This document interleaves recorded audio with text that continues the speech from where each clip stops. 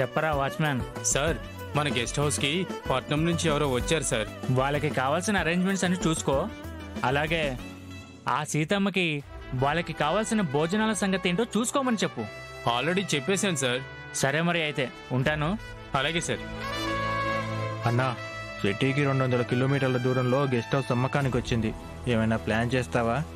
చేద్దాంరా, దాందేముంది. కానీ spot payment, waiting period ఏమి ఇవ్వడంటన్నా. సరే చూద్దాంరా.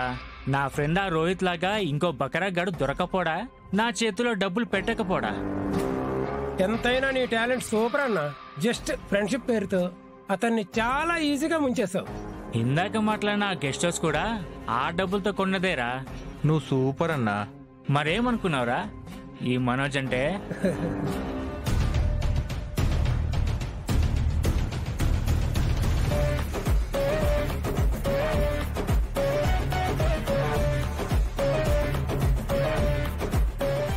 ఆ మనోజ్ గాడు ఎక్కడున్నాడో ఏంటో. వాడికి ఫోన్ చేస్తే కానీ విషయం తెలీదు.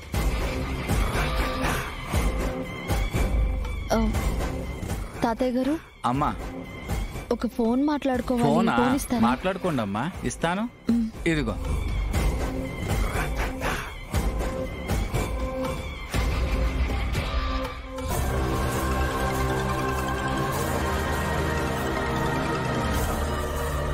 ఈ నంబర్ ఎవడు తప్ప అన్నోన్ నంబర్లా ఉందే.